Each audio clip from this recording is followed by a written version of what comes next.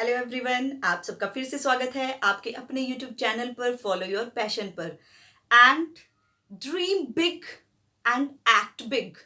बड़े सपने देखो और उन सपनों को पूरा करने के लिए एक्ट भी बड़ा ही करो। आप चाहते हैं आपको जीआरएफ मिले तो उसके लिए मेहनत भी जीआरएफ जितनी करनी पड़ेगी।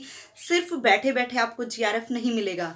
अब ये मत सोचना कि मैं आज ऐसा क्यों बोल रही हूँ या मैं लेक्चर दे रही हूँ, नहीं। ये हमारा आज का टॉपिक है सीवी प्रहलाद। उनको तो आप जानते होंगे, क्वालिटी गुरु। तो वो क्वालिटी गुरु हैं हमारे, जो बहुत ही डेडिकेटेड टीचर थे। वो कहते थे dream big and act big. वो बच्चों को बहुत मोटिवेशन और इंस्पिरेशन के साथ पढ़ाते थे। और मैं आज आपको ये इसलिए बता रही हूँ इंट्रोडक्शन में कि हम ये एक ऐसी यूनिट है जिसको हम अपनी लाइफ से रिलेट करते हुए, अपने पर्सनल एक्सपीरियंस के साथ रिलेट करते हुए कवर कर सकते हैं और लाइफ टाइम के लिए रिमेंबर भी रख सकते हैं। ये एक ऐसी यूनिट है कि यहाँ पर ऐसे फैक्ट्स होते हैं कि इसे एक बार अपनी प्रैक्टिकल लाइफ से अगर रिलेट कर लिया तो बिलीव मी, आप कभी नहीं भूलेंगे। ठीक है। और यहाँ से कोई भी कंसेप्ट ऐसा नहीं है कि जिसमें कोई कंफ्यूजन क्रिएट होगा। जैसे बहुत सारे और छोड़े, आप पेडालॉजी में हम पढ़ते हैं assessment of, assessment for, assessment as. बहुत बार कंफ्यूजन हो जाता है। इस तरह की एप्लीकेशन बेस्ड क्वेश्चन आ जाता है कि इस तरह की स्टेटमेंट आ जाती है, एक बार के लिए हम कंफ्यूज हो जाते हैं, ये एज में आएगा, ये फॉर में आएगा। ठीक है। तो ऐसा कुछ नहीं रहेगा इस क्लास के बाद। बिलीव मी, आप ये क्लास एंड तक देखिएगा और बहुत अच्छे एग्जाम्पल्स के साथ आज हम करने वाले हैं। बहुत एक्साइटेड हूं मैं इस यूनिट को लेकर। वैसे तो मेरी फेवरेट यूनिट साइकोलॉजी है, बट इस यूनिट से मुझे प्यार है। आपने भी सुना होगा, जरूरी नहीं है आपका कोई हीरो फेवरेट है तो आपको उससे प्यार होता है जितना अपने बच्चों से होता है। तो ये यूनिट कुछ ऐसी ही है, क्योंकि ये जितने इंटरेस्टिंग एग्जाम्पल्स इस यूनिट में हैं, बिलीव मी, किसी भी यूनिट में हम नहीं लगा सकते। अच्छा, आप लोगों को सबको पसंद होगा गिफ्ट्स। भाई हमें भी पसंद है। किसी को मॉनेटरी गिफ्ट्स पसंद है तो किसी को नॉन मॉनेटरी गिफ्ट्स पसंद है। और अब जब हम बात करें ऑर्गेनाइजेशन की, एडमिनिस्ट्रेशन की, स्कूल्स में बच्चों की, मॉनिटर्स की, स्टूडेंट्स की, तो सब चाहते हैं हमें इंसेंटिव्स मिले, हमें गिफ्ट्स मिले, हमें प्राइज मिले। ठीक है, हमें पोजीशंस मिले। तो ये तो सब चाहते हैं। तो अब दो लड़कियां थी, उनके पिताजी कहना चाहते थे कि क्या तुम्हें गिफ्ट चाहिए। तो उन लड़कियों ने कहा हमें गिफ्ट चाहिए। तो उनका बर्थडे आया तो डैड ने क्या कहा कि मैं गिफ्ट लेकर आऊंगा दोनों के लिए। वो कहकर चले गए। तो यहाँ पर एक स्टोरी क्रिएट करते हैं। डैड की दो बेटियां थी। ठीक है, यूसी और यूडी उनके नेम थे। डैड की दो बेटी थी, यूसी और यूडी। ठीक है। And they both take interest in remuneration. Remuneration का मतलब क्या होता है इस लैंग्वेज में, कि गिफ्ट्स। उन दोनों को इंटरेस्ट था रेम्यूनरेशन में। ठीक है, गिफ्ट में। अब डैड ने क्या किया, डैड लेकर आए एक बॉक्स। हमें नहीं पता उस बॉक्स में क्या है। डैड एक बॉक्स लेकर आए और बिल्कुल आकर सेंटर में रख दिया। घर में आए और बिल्कुल घर के सेंटर में वो बॉक्स रख दिया और अपनी बेटियों को आवाज लगाई, UC and UD come fast. वो दोनों भागी भागी दौड़ी दौड़ी आई कि हमारे लिए पापा गिफ्ट लेकर आए हैं। तो उन्होंने देखा कि बॉक्स तो एक है। अब वो कंफ्यूज्ड, वो बिल्कुल खड़ी हो गई हैं। ऊपर से इतनी एक्साइटमेंट में भाग कर आई थी, लेकिन वहां पर खड़ी हो गई हैं क्योंकि अब उन्हें ये समझ नहीं आ रहा कि ये यूसी का है या यूडी का है। तो वो कंफ्यूज हो गई हैं कि किसका गिफ्ट है। तो पापा कहते हैं इट्स इक्विटी, मैं इक्वल रखूंगा अपनी दोनों बेटियों को, and it's for both the cis, ये दोनों सिस्टर्स के लिए है। ठीक है। फिर वो दौड़ी, दोनों ने गिफ्ट खोला तो उसमें क्या था, दो वॉचेस थी। ठीक है। तो ये क्या है आपको पता है। अगर आप ये स्टोरी याद रख सकते हैं तो आपको सीक्वेंस याद हो गई है। हमारे 14 प्रिंसिपल्स हेनरी फ्योल के, जो मैनेजमेंट एज प्रोसेस में आपके काम आएंगे, जो हमारे सिलेबस में है। यहां से आप याद कर सकते हैं पूरे 14 प्रिंसिपल। अगर ये स्टोरी आपको याद हो गई है, डैड की दो बेटी UC and UT both take interest in remuneration. यहां तक 7 हमारे जो है प्रिंसिपल्स, जो कि सीक्वेंस में लर्न करने होते हैं, वो याद हो गए हैं स्टोरी की तरह। उसके बाद क्या है कि डैड क्या लेकर आए, सेंटर में, सी सेंटर में रखा गिफ्ट और बोला, दोनों सिस्टर्स को बोला equity for both the cis. ठीक है, दोनों सिस्टर्स के लिए इक्वल है ये। तो ये हमारी ऐसी ऐसी स्टोरीज हैं जो पूरे पूरे मॉडल्स को, कंसेप्ट्स को। अच्छा, हम क्लोथ्स क्यों चेंज करते हैं, why we change our clothes. अब हम कपड़े चेंज करते हैं। अब मैंने भाई साड़ी क्यों नहीं डाली, मैंने लाचा क्यों नहीं पहना, मैं गाउन पहन के क्यों नहीं खड़ी हूं अब क्लास लेते हुए। क्यों अच्छा नहीं लगता आप लोग, आप सबको गाउन। तो नेक्स्ट क्लास में गाउन पहन के आऊं। It's just joking. तो ये क्या होता है कि हम क्या करते हैं सिचुएशन के अकॉर्डिंग, ठीक है, सिचुएशन में क्या फिट होता है, उसकी क्या रिक्वायरमेंट है, उसके हिसाब से हमें चेंजेस की रिक्वायरमेंट होती है। कुछ इमीडिएट चेंजेस होते हैं। अब कई बार आपने सुबह सुबह कपड़े पहने हैं लेकिन बीच में निकालने पड़ गए, वो क्या था, इमीडिएट चेंज था। वो आपने प्लान नहीं किया था। आपने प्लान कर रखा है भाई की शादी में ये डालूंगी वो डालूंगी, अपने बेटे को ये पहनाऊंगी अपनी बेटी को ये पहनाऊंगी, आपने प्लान कर लिया, वो आपका प्लान चेंज है। बट हो सकता है आपका बच्चा कुछ गिरा ले या किसी और का बच्चा आपके ऊपर कुछ गिरा दे। इट्स हैपन, कुछ भी हो सकता है, फट जाए, वट एवर, कोई भी इमरजेंसी आ सकती है। तो वो क्या होता है, इमीडिएट रिएक्टिव चेंज होता है जो इमीडिएट करना पड़ता है। एक हमारा होता है प्लान चेंज, जो हम पहले से प्लान करते हैं। तो जैसे एक ऑर्गेनाइजेशन पहले से प्लान करती है, नेक्स्ट सेशन से हम ऐसे करेंगे, बच्चों को इन एक्टिविटीज के थ्रू पढ़ाएंगे, ऐसा करेंगे, ऐसा नहीं करेंगे, अगर इमरजेंसी आ गई तो ऐसे करेंगे। तो ये कुछ प्लान होते हैं। तो प्लान चेंज के बारे में हम कुछ इस तरह से पढ़ेंगे। तो ऐसी ऐसी बहुत सारी स्टोरीज हैं जिसके थ्रू हम आज की यूनिट को कवर करने वाले हैं। एंड मैं आपको दो बातें बताना चाहती हूँ ये यूनिट स्टार्ट करने से पहले। एक तो इस यूनिट में आपको कोई कंफ्यूजन नहीं रहेगा इस वीडियो के बाद, believe me. And second thing is that कि जो ये यूनिट है ऐसी यूनिट है जिसको मैंने इसी चैनल पर डिटेल में, इवन मैनेजमेंट में और एडमिनिस्ट्रेशन में, दोनों में क्या चेंजेस होते हैं, किस तरह से कर्ट लेविन का 3D मॉडल है फ्रीजिंग वाला एग्जाम्पल लिया। आई थिंक वहाँ आइसक्रीम का, आपकी मम्मा आपके लिए आइसक्रीम लेकर आती हैं, आप आइसक्रीम खाना तो चाहते हैं बट आपको उसकी शेप पसंद नहीं आई। जब आपको कुछ पसंद नहीं आता तो आपको क्या करना पड़ता है, उसको चेंज लाने के लिए, उसकी शेप को चेंज करने के लिए उसको मेल्ट करना पड़ेगा, यानी कि अपने जो ओल्ड आइडियाज हैं उनको निकालना पड़ेगा। उसके लिए आपको अपनी मम्मा को भी मनाना पड़ेगा, मे बी आपके फादर गुस्सा करे कि जैसा मम्मा लेके आई वैसा खा क्यों नहीं रहे हो, ठीक है। तो बहुत सारे चैलेंजेस आते हैं जब हम चेंज को एक्सेप्ट करते हैं। और अगर आप उस आइसक्रीम को एज इट इज खा लेते बट आप चाहते नहीं हैं उस शेप की आइसक्रीम को खाना, तो क्या हुआ कि आपने चेंज को एक्सेप्ट नहीं किया। But according to the time और टाइम के डिमांड के अकॉर्डिंग हमें क्या करना पड़ता है, चेंजेस को एक्सेप्ट करना पड़ता है। उसके लिए कुछ चैलेंजेस हैं, कुछ चीजें हैं जिनको फेस करना पड़ता है। तो ऐसे ऐसे एग्जाम्पल्स के साथ हर एक टॉपिक को बहुत डिटेल में इसी चैनल पे कराया है मैंने।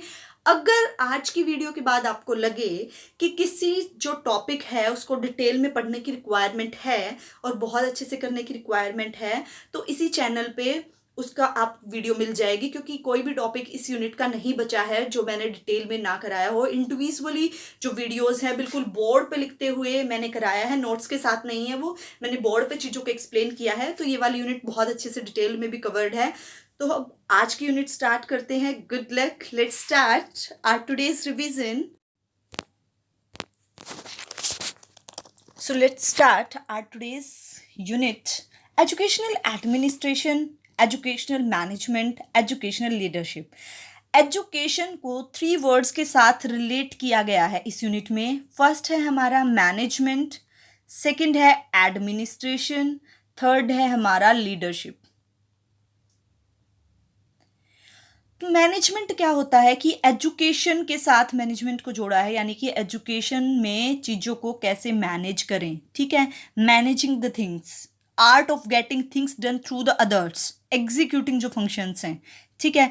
एडमिनिस्ट्रेशन की बात करें तो जो हमारी प्लान्स होते हैं, ऑब्जेक्टिव होते हैं, पॉलिसीज़ होती हैं, जो अगर ओवरऑल बात करें तो जैसे स्टेट सेंटर हमारी जो गवर्नमेंट है वो बनाती है हमारी पॉलिसीज़। अगर बात करें किसी पर्टिकुलर ऑर्गेनाइजेशन की तो वहाँ पर जो एडमिन होते हैं, डिसीजन मेकिंग करते हैं, जो टॉप लेवल पे बैठे होते हैं बंदे, वो बनाते हैं वहाँ के रूल रेगुलेशन, तो पर्टिकुलर जिनके डिसीजंस होते हैं। लीडर की बात करें तो लीडर क्या होता है, एक ऐसा जो टीम को लीड करे, जिसमें एबिलिटी होती है टीम को लीड करने की और अपनी टीम से वर्क कराने की, ठीक है। तो जो एडमिनिस्ट्रेशन है वो क्या होता है, टॉप लेवल पे होता है, जबकि टॉप लेवल से लोअर लेवल तक कवर करने वाला मैनेजमेंट भी टॉप और बॉटम तीनों को ही कवर करता है और एडमिनिस्ट्रेशन भी तीनों को कवर करता है। मैं यहाँ आपको एक डायग्राम बनाकर दिखाती हूँ।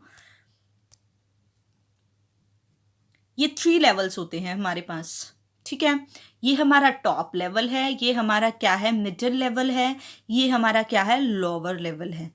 तो यहाँ पर ये वाली लाइन लगाती हूँ। इस डायग्राम को याद रखना, ये वाला जो पार्ट होता है this is known as management. ये पार्ट हमारा मैनेजमेंट के लिए होता है। तो यहाँ ध्यान से देखिए इस डायग्राम को, जो टॉप है वहाँ पर कम है इसका कंट्रीब्यूशन, मिडिल में थोड़ा सा ज़्यादा है और लोअर में और भी ज़्यादा है। जबकि इसका उल्टा एडमिनिस्ट्रेशन में क्या होता है, यहाँ एडमिनिस्ट्रेशन टॉप पर ज़्यादा होती है, मिडल में वही मिड लेवल की होती है, both the same middle level पे जो एडमिनिस्ट्रेशन मैनेजमेंट सेम रोल होता है। उसके बाद लास्ट में सबसे कम होता है, क्योंकि ये काम किसका आ जाता है यहाँ, चीज़ों को मैनेज करने का, मैनेजमेंट का।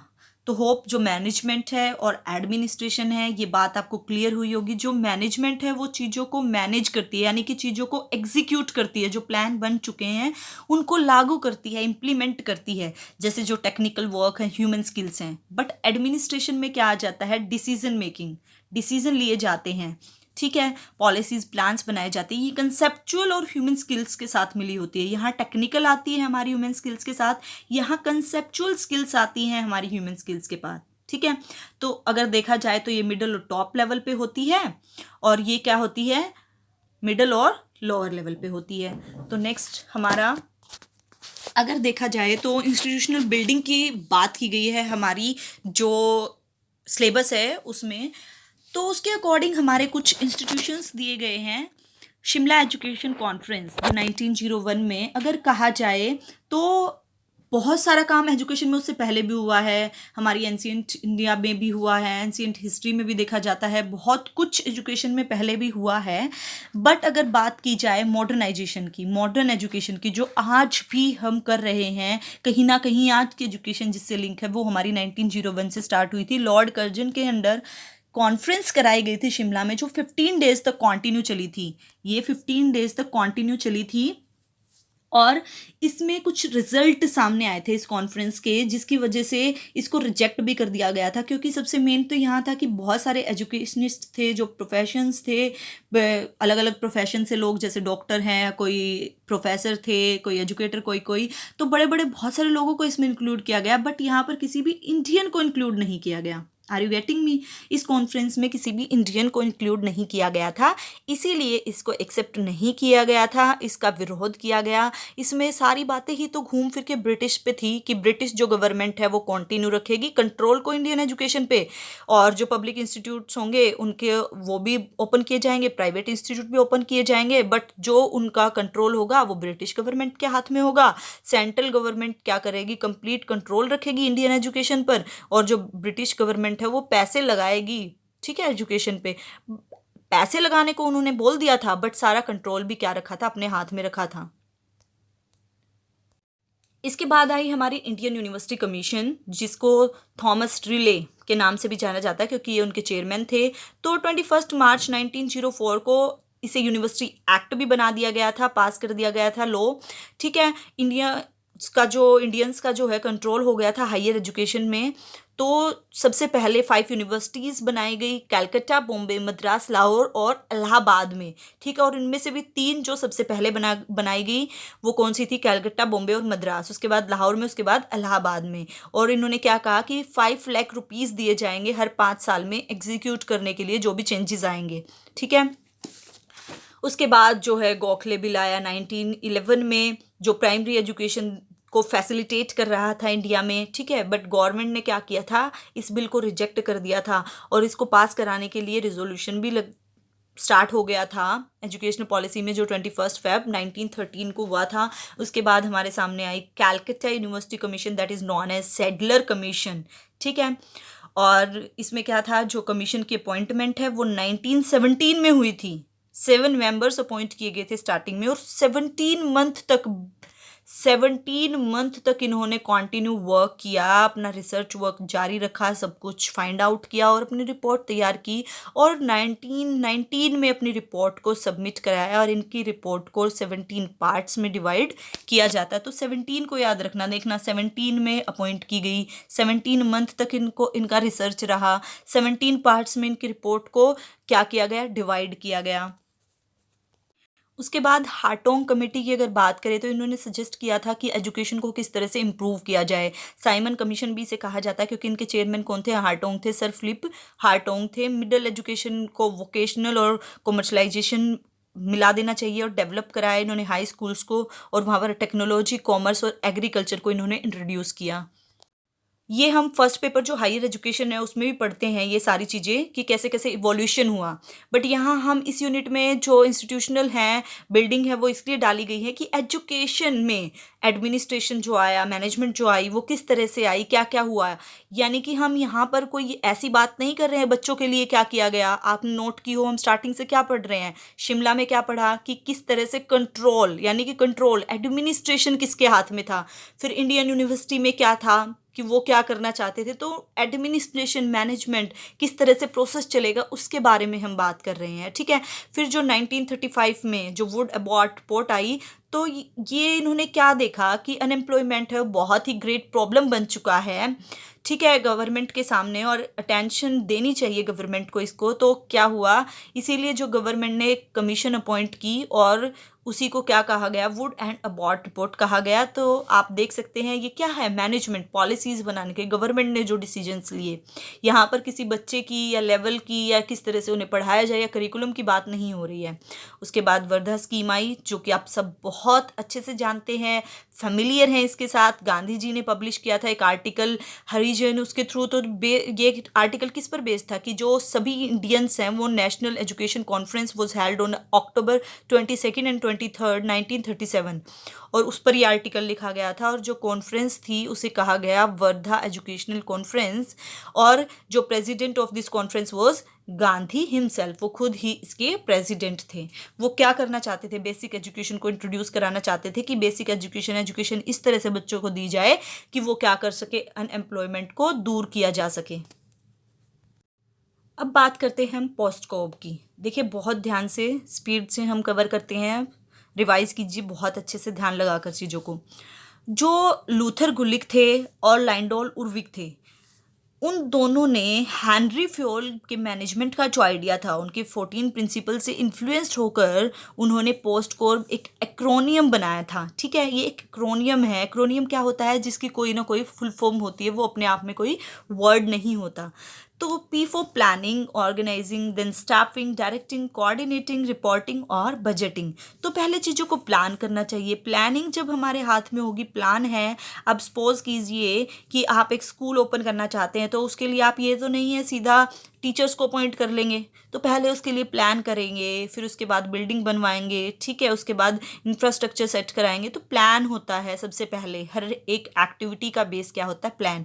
अब प्लान अगर आपके हाथ में है तो उन चीज़ों को किस तरह से ऑर्गेनाइज करेंगे, ठीक है, ऑर्गेनाइज करते हैं उन चीज़ों को। जब ऑर्गेनाइजेशन हो गया उसके बाद आता है स्टाफिंग। अब आपके पास स्टाफिंग भी हो गई है तो आप किस तरह से डायरेक्शन उनको प्रोवाइड करते हैं, ठीक है। अब आपने डायरेक्शन भी प्रोवाइड कर दी, फिर बात आती है कोऑर्डिनेशन की कि आप अपने जो वर्कर्स हैं उनको किस तरह से कोऑर्डिनेट कर पा रहे हो, किस तरह से मोटिवेट कर पा रहे हो। अब आपने मोटिवेट भी कर दिया, कोऑर्डिनेशन भी प्रोवाइड कर दिया, उसके बाद आती है रिपोर्टिंग की बात। उसके बाद क्या करते हैं, लास्ट में बजटिंग की कि हमने इतना कुछ किया, उसके बाद हमें क्या प्रॉफिट हुआ। तो ये इन्होंने दोनों ने मिलकर कुछ प्रिंसिपल्स दिए हैं ऑर्गेनाइजेशन के लिए, जो बहुत ही मस्ट बताए इन्होंने कि fitting people into the structure, कि एक स्ट्रक्चर में लोगों को फिट हो जाएं, इस तरह से सुटेबिलिटी प्रोवाइड करनी चाहिए जॉब में, ठीक है। इस तरह से लोगों को रिक्रूट करना चाहिए उनकी सुटेबिलिटी के बेसिस पे कि किसके लिए क्या सुटेबल रहेगा। अब आप सपोज करो, अब अगर हम यहाँ की बात करें fitting people into the structure, यहाँ पर एक छोटा सा एग्जांपल लेते हैं। मैं वही एग्जांपल यूज़ कर रही हूँ जो मैं डिटेल्ड वीडियो में यूज़ कर चुकी हूँ, क्योंकि बार बार एग्जांपल चेंज करने से कन्फ्यूज़न क्रिएट होता है। तो एक टीचर है हमारी हिंदी की, ठीक है, और एक हम बात करें कि साइंस की टीचर है। अब साइंस की टीचर को फीवर है, वो नहीं आ पाई, या कोई भी इमरजेंसी है, वट एवर, वो आज घर पे है। तो आप सबको पता है एडजस्टमेंट्स लगती हैं स्कूल में। तो अब हिंदी की टीचर को एडजस्टमेंट पे भेजा जाए साइंस के पीरियड में, इट्स ओके, कोई बात नहीं, भेज सकते हैं, इमरजेंसी है। बट उसे कहा जाए कि आप साइंस का वर्क कराएंगे, चैप्टर कंटिन्यू कराएंगे, क्योंकि एग्जाम पास है, टाइम वेस्ट नहीं कर सकते और आपको पढ़ाना पड़ेगा। तो कहाँ तक वो कितना अपना कुछ एफर्ट्स लगा पाएगी, या वो एक पीरियड लेने से पहले भाग भाग के चैप्टर पढ़ेगी या रिवाइज करेगी जिस चीज़ के वो टच में बिल्कुल भी नहीं है। तो ये क्या है, लोगों को वहीं फिट करो जहां वो फिट होते हैं, ठीक है, जो जिसको जिस तरह का काम आता है उसी। अब मार्केटिंग मैनेजर को हम बना दें बजटिंग मैनेजर, तो क्या वो कर पाएगा, नहीं, तो एफिशिएंसी नहीं आ पाएगी उस वर्क में। वन टॉप एग्जीक्यूटिव, एग्जीक्यूटिव हमेशा एक होना चाहिए, ठीक है, यूनिटी रहे, ताकि वर्क में ये नहीं है कि कोई ऊपर से कुछ बोल रहा है, इधर से दूसरा जो हेड है एग्जीक्यूटिव है वो कुछ बोल रहा है, टीचर कंफ्यूज्ड है कि अब मुझे क्या करना है। एक टीचर है और डिमांड 3 आ गई हैं, तो एक टाइम में टीचर 3 काम तो नहीं कर सकती, तो ऑब्वियसली 2 नाराज होंगे, तो क्लैशेस बढ़ते हैं, काम कम होता है, इससे इफेक्टिवनेस खत्म होती है। तो इन्होंने क्या कहा, लूथर और उर्विक के अकॉर्डिंग जो एग्जीक्यूटिव है वो 1 होना चाहिए टॉप पर। यूनिटी ऑफ कमांड की ये बात करते हैं कि जो ऑर्डर होता है वो फॉलो इस तरह से करे, एक ही सुपीरियर हो और जो कि सबॉर्डिनेट्स को क्या करे, कमांड दे और वो उनको कोऑर्डिनेट करे फिर, ठीक है। उसके बाद नेक्स्ट हमारी बात होती है CPM, क्रिटिकल पाथ मेथड। ये क्या होता है? ये एक नेटवर्क होता है, एक डायग्रामिक टेक्निक होती है जो प्रिडिक्ट करती है टोटल प्रोजेक्ट ड्यूरेशन को। छोटा सा एग्जांपल लेते हैं, अगर इसका आपको नेटवर्क, उसका सॉल्यूशन किस तरह से स्टैटिकली इसको सॉल्व करते हैं, अगर वो कुछ देखना है तो डिटेल्ड वीडियो देखना CPM की अलग से। अर्ली और लेट फिनिश और स्टार्टिंग टाइम की यहाँ पर बात की जाती है, टोटल फ्लॉट और फ्री फ्लॉट की यहाँ पर बात की जाती है, फॉरवर्ड पास कैलकुलेशन, बैकवर्ड पास कैलकुलेशन की बात की जाती है। तो किस बेसिस पे की जाती है, एक छोटा सा एग्जांपल लेकर समझते हैं। टीचर ने आपको एक प्रोजेक्ट दिया कंप्लीट करने के लिए, अब मैं आपको बोलती हूँ 10 डेज और 10 यूनिट्स की रिवीजन कंप्लीट।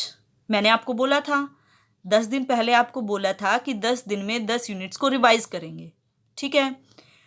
बट हो सकता है उसके लिए क्या हो जाए, 20 दिन लग जाए, भाई कोई भी इमरजेंसी हो या नेटवर्क प्रॉब्लम हो तो वीडियो अपलोड ना हो पाए, या मैं बना ना पाऊँ, रिकॉर्ड ही ना कर पाऊँ वीडियोस को, तो कुछ भी हो सकता है। तो फिर भी मैंने क्या सोचा, क्योंकि एग्ज़ाम है 20 दिन बाद, ठीक है, एक कंडीशन है, हमने मैक्सिमम टाइम सोच लिया है कि अगर कोई प्रॉब्लम भी आती है ना तो हम 20 दिन में तो कवर कर ही देंगे, चाहे प्रॉब्लम भी आए।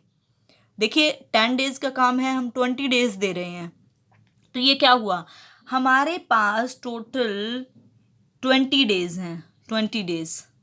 अब उन 20 डेज में से हम क्या करेंगे, अगर उन 20 डेज में से हमने क्या किया, फर्स्ट डे से स्टार्ट कर दिया काम, फर्स्ट डे मैंने 1 वीडियो अपलोड कर दी, सेकंड डे भी कर दी, थर्ड डे भी कर दी, यानी कि हमने अर्ली ही स्टार्ट कर दिया। हमने फर्स्ट, सेकंड, थर्ड, फोर्थ क्या नहीं किया, टाइम वेस्ट नहीं किया, अर्ली स्टार्ट किया है, तो क्या होगा, अर्ली फिनिश भी होगा वो वर्क, ठीक है। और अगर अर्ली स्टार्ट हो गया है, अर्ली फिनिश हो रहा है, तो कैलकुलेट उसे करेंगे तो क्या बोलेंगे, forward pass calculation. Are you getting, forward pass calculation. अगर अब मैंने पहले 4 दिन वेस्ट कर दिए हैं, 5 दिन भी कर दिए, सोचा कोई बात नहीं 20 दिन है, तो ऐसे मैंने 10 दिन निकाल दिए। अब 11th डे तो मैं नहीं निकाल सकती, क्योंकि मैक्सिमम मेरे पास कितने डेज हैं, 20 डेज हैं। तो अब मुझे 11th डे वीडियो स्टार्ट करनी पड़ेगी। तो मेरा क्या था, वो लेट स्टार्ट था, मैंने लेट स्टार्ट किया, तो ऑब्वियसली फिनिश भी क्या होगा, लेट होगा। बट अब हम मेरे पास टाइम नहीं है बिल्कुल भी, क्योंकि मैं ऑलरेडी लेट स्टार्ट कर चुकी हूँ। तो इसको कैसे कैलकुलेट करेंगे, अब हो सकता है ये तो चलो 11th डे हमें डायरेक्टली पता चल गया कि अप टू 20th खत्म होगा, बट यहाँ हो सकता है मैं स्टार्ट करूँ 7th डे, ठीक है। तो मैं कवर कब कर रही हूँ, मे बी बीच में भी मैंने कोई डे मिस कर दी हो, क्योंकि यहाँ से मेरे पास 3 और बचे हुए थे। Are you getting. तो लेट को हमेशा, जब भी अगर अर्ली स्टार्ट नहीं हुआ है तो हम क्या करते हैं, बैकवर्ड पास कैलकुलेशन करते हैं, पीछे से बैकवर्ड पास कैलकुलेशन करेंगे हमेशा। गेटिंग। तो वो क्या होगी हमारी, late start late finish date, जो कि बैकवर्ड होगी। अब टोटल फ्लोट टाइम की बात करते हैं, अगर टोटल फ्लोट टाइम, ठीक है, और एक होता है फ्री फ्लोट। ध्यान से समझना, टोटल फ्लोट क्या होता है, अमाउंट ऑफ टाइम किसी भी एक्टिविटी का जो डिले और एक्सटेंड हो भी जाए without extending the overall project completion time. Are you getting me. हमने एक्सटेंड तो कर दिया, बट जो 20 दिन थे उसी में कंप्लीट कर दिया, मैंने वीडियो तो दे दी आपको, बट उन्हीं 20 दिन में दे दी, डिले तो किया, चाहे मैंने 5वें दिन शुरू किया, बट जो गिवन टाइम था उसके अंदर अंदर मैंने आपका कवर करा दिया, ठीक है, तो वो क्या होगा, total float time. Free float क्या होगा, वो अमाउंट ऑफ टाइम किसी भी एक्टिविटी का जो डिले होगा without delaying the early start, early start होने हुए बिना ही, end date of its subsequent task. ठीक है, तो यहां पर क्या है, डिले नहीं हुआ है। Activity can be delayed without delaying the early start. तो होप आपको ये दोनों क्लियर हुए होंगे। उसके बाद पर्ट है जो इससे बहुत ही मिलता जुलता है। यहाँ पर क्या डिफरेंस है, यहाँ हमें पता होता है कि हमारा स्टार्ट कब हुआ है। एक्टिविटीज़ जो होती हैं हमें ऑलरेडी नोन होती हैं, किसी भी टीचर को पता होता है कि ये प्रोजेक्ट मैक्सिमम 10 डेज लेगा, तो एक्स्ट्रा डेज उसके साथ ऐड कर देते हैं 2 और 3 डेज, और उसको दे देते हैं कि एक्स्ट्रा अगर कोई इमरजेंसी भी आ जाए तब भी आप इसको कवर कर लेंगे। बट पर्ट में क्या होता है, हमें जब प्रोबेबिलिटी हमें पता नहीं होता, कोई एक्टिविटी सपोज करो हम पहली बार कर रहे हैं, हमें पता ही नहीं है, तो हम सामने वाले को टाइम क्या देंगे। जब हमें पता ही नहीं है कि कितना टाइम लगेगा किसी एक्टिविटी में, तो क्या करते हैं, हम पर्ट यूज करते हैं। ये एक एक्टिविटी होती है, एक टेक्निक होती है रिव्यू करने की, ठीक है, जिससे एस्टिमेट किया जा सकता है प्रोबेबिलिटी टाइम को किसी भी प्रोजेक्ट के, कि पर्टिकुलर डेडलाइन के साथ ये किस तरह से कंप्लीट होगा। ठीक है, इसमें कुछ बेसिक स्टेप्स होते हैं, तो यहाँ से पी से पर्ट और पी से प्रोबेबिलिटी याद रखना। तो इसमें कुछ स्टेप्स होते हैं, डिटरमाइन करते हैं सबसे पहले कि हमें कौन सा टास्क रिक्वायर्ड है, किस टास्क की हमें ज़रूरत है, कौन सा टास्क हमें कराना है, चाहे कोई ऑर्गेनाइजेशन है या स्कूल है। ठीक है, कि कौन सा टास्क हमें कराना चाहिए, कौन सा रिक्वायर्ड है। फिर उसके बाद लिस्ट बनाते हैं उस रिक्वायर्ड टास्क की, एक सीक्वेंस बना लेते हैं। उसके बाद क्रिएट करते हैं फ्लो चार्ट, ठीक है, जिसमें कि हर एक टास्क को, जो रिक्वायर्ड टास्क है, उसे इंक्लूड किया जाता है। उसके बाद आइडेंटिफाई करते हैं सभी क्रिटिकल हो या नॉन क्रिटिकल हो, सभी पाथ को, सभी रिलेशनशिप को एक दूसरे के साथ, कि कौन सा टास्क रिक्वायर्ड है, कौन सा ज़्यादा इंपॉर्टेंट है। आइडेंटिफाई करते हैं हम पाथ को। अब पाथ को भी आइडेंटिफाई कर लिया, उसके बाद असाइन करते हैं कि किस तरह से टाइम दिया जाए, यानी कि एग्जीक्यूशन को के लिए हमें कितना टाइम देना है रिक्वायर्ड टास्क के लिए। उसके बाद बैकअप, यानी कि फिर देखा जाता है जो क्रिटिकल रिलेशनशिप है डिटरमाइन करने के लिए पॉसिबल, जो भी जितने भी ऑल्टरनेटिव्स हो सकते हैं उनके लिए बैकअप हो सकता है, जो भी पॉसिबिलिटी है उसको चेक किया जाता है। नेक्स्ट बात करते हैं स्वॉट। स्वॉट is an acromion, strength, weakness, opportunity, threat. ठीक है, स्वॉट जो एनालिसिस है वो क्या किया जाता है, एक बहुत ही रिन्यूड टूल है ऑडिट करने के लिए और किसी भी चीज़ को एनालाइज करने के लिए, ओवरऑल किसी बिजनेस में पोजीशन चेक करने के लिए कि उस बिजनेस में किस तरह की पोजीशन चल रही है, क्या एनवायरनमेंट है। तो इसीलिए इसके 2 फैक्टर्स होते हैं, इंटरनल और एक्सटर्नल। SW जो आगे वाले दोनों हैं वो इंटरनल होते हैं, और पीछे वाले दोनों यानी कि OT वो एक्सटर्नल में आते हैं, यानी कि अपॉर्चुनिटी और थ्रेट जो है, यानी कि किस तरह की अपॉर्चुनिटीज़ मिली हैं, मार्केट ट्रेंड क्या चल रहा है उसके अकॉर्डिंग फंडिंग है, जो हमारे हाथ में नहीं होता, ठीक है, जिनको हम कंट्रोल करने की ट्राई करते हैं, बट वो एक्सटर्नल होती हैं। एक्स्ट्रा कुछ एक्सट्रोनॉइस वेरियस होते हैं, वेरिएबल्स होते हैं, वेरिएंस होते हैं, जिन पर वो डिपेंडेंट होते हैं। बट जो इंटरनल होते हैं वो क्या होते हैं, बहुत एक्सटेंट तक कंट्रोलेबल होते हैं। जैसे हमारे फाइनेंशियल रिसोर्सेज हैं, जैसे फंडिंग, सोर्स ऑफ इनकम क्या है, इन्वेस्टमेंट क्या है, फिजिकल रिसोर्सेज में जैसे लोकेशन क्या है, फैसिलिटी। अब हमें अपना घर बनाना है, हमें अपनी ऑर्गेनाइजेशन बनानी है, भाई हमारी जो लोकेशन होगी वो हमारे हाथ में है। Is it clear? तो वो इंटरनल बात कर रहे हैं हम, इंटरनल फैक्टर्स की। जो स्ट्रेंथ है, वीकनेस है, आप खुद ये देखो ना, आपको अपनी स्ट्रेंथ और वीकनेस का पता होता है, आपके इंटरनल है, ठीक है। बट कितनी बार ऐसा होता है कि बहुत इंटेलिजेंट बच्चा होता है लेकिन वो भी एक्सटर्नल एग्जाम में पास नहीं कर पाता है, क्योंकि वो आउटसाइड रिलेशंस थे, क्या पता कहाँ से पेपर उठा के दे दिया। पीछे आई थिंक मैंने सुना था कि जो हरियाणा जो क्लर्क का पेपर हुआ है उसमें सभी बच्चे बहुत ही गुस्से में थे कि पेपर पता नहीं इसरो वालों के लिए था, या इसरो में कुछ साइंटिस्ट को ये भर्ती कराना चाहते थे। तो वो क्या था, एक तरह से वो एक्सटर्नल था, आप लोगों के हाथ में नहीं था वो, ठीक है। जो इंटरनल होता है, हमारी स्ट्रेंथ है, हमारी वीकनेस है, उनको किस तरह से हम रखेंगे, किस तरह से और स्ट्रोंगर बनाएंगे, या अपनी जो वीकनेसेस हैं उनको कैसे हम कवर अप करेंगे, तो वो कुछ एक्सटेंट तक हमारे हाथ में होती हैं। बट एक्सटर्नल जो है वो सब कुछ हमारे हाथ में नहीं होता है, उसके अकॉर्डिंग हमें अपने आप को ढालना होता है, ठीक है, कि उनको अगर ऐसा कुछ हो जाए तो एक्सटर्नल अगर ये प्रॉब्लम आ जाए या एक्सटर्नल जो ये अपॉर्चुनिटी आ जाए, ये थ्रेट्स आ जाए सामने, तो किस तरह से उनको टैकल करना है। तो ये हमारा किससे होता है, स्वॉट, जो कि बहुत इंपॉर्टेंट टेक्निक होती है किसी भी ऑर्गेनाइजेशन के लिए। उसके बाद टेररिज्म की बात करें तो ये फादर ऑफ साइंटिफिक मैनेजमेंट है, जो कि MCQ में मोस्टली हर बार पूछा जाता है। फादर ऑफ साइंटिफिक मैनेजमेंट इन्हें कहा जाता है, ठीक है। और रूल ऑफ थंब को रिप्लेस किया था इन्होंने साइंटिफिक स्टडी ऑफ टास्क में, कि हर एक टास्क साइंटिफिक तरीके से होगा, ठीक है। तो जो टेररिज्म है इसकी अगर बात की जाए तो साइंटिफिक सिलेक्शन होगा, डिटेल्ड इंस्ट्रक्शन प्रोवाइड किए जाएंगे, जो सुपरविजन के लिए आएंगे उन वर्कर्स को भी डिवाइड किया जाएगा, वर्क उनको इक्वली, जो मैनेजर्स हैं, जो वर्कर्स हैं, यानी कि कंप्लीटली प्रॉपर तरीके से साइंटिफिक जो चीज़ें हैं, एक्टिविटीज़ हैं, उनको यूज़ करते हुए जो है एक ऑर्गेनाइजेशन के लिए वर्क करना है। इन्होंने टाइम स्टडी, मोशन स्टडी, यानी कि जो साइंटिफिक टास्क सेटिंग है कि कौन से चीज़ों के लिए कौन सा टाइम रिक्वायर्ड है, किस टाइम किस चीज़ को एनालाइज करना है, किस टाइम कौन सी मूवमेंट करनी है, कौन सा ऑपरेशन लगाना है, कौन सा जो प्रोसेस है वो लगाना है किसी भी ऑर्गेनाइजेशन में। तो वो सब जो टेलर हैं हमारे FW टेलर, इन्होंने इंट्रोड्यूस किया था, ठीक है। उसके बाद हम बात करते हैं एडमिनिस्ट्रेशन एज प्रोसेस की, जो मैं आपको बता चुकी हूँ, हेनरी फ्योल।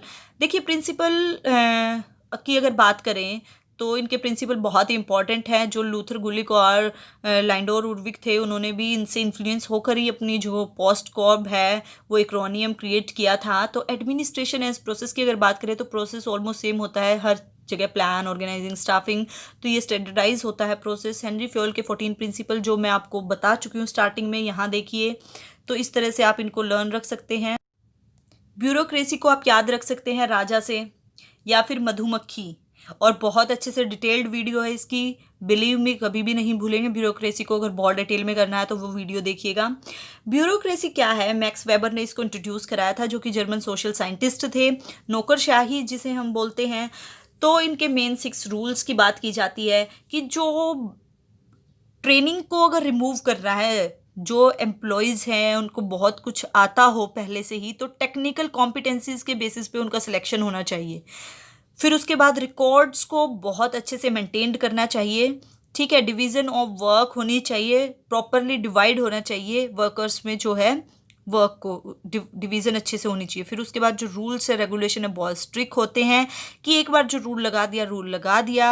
हायरार्की होनी चाहिए, डाउनवर्ड प्रोसेस चलना चाहिए, टॉप टू बॉटम होना चाहिए। इम्पर्सनल रिलेशन, कहीं भी डील करते हुए अपने सबॉर्डिनेट्स के साथ तो फॉर्मल रिलेशन में रहना चाहिए, इनफॉर्मल रिलेशन को या इम्पर्सनल रिलेशन को बीच में नहीं आने देना चाहिए। अब इसको बहुत डिटेल में कैसे पढ़ते हैं हम, एक छोटे से एग्जाम्पल के साथ। मधुमक्खी का छत्ता, बिहाइव, आपने देखा होगा, ठीक है। उसमें चाहे कितनी भी मधुमक्खियां क्यों ना हों, वो एक ऑर्गेनाइजेशन समझ लो। ये ब्यूरोक्रेसी की बात कर रहे हैं हम, यहाँ मधुमक्खी की बात कर रहे हैं, ठीक है। तो ये एक ऑर्गेनाइजेशन है और ये एक बिहाइव है, ठीक है।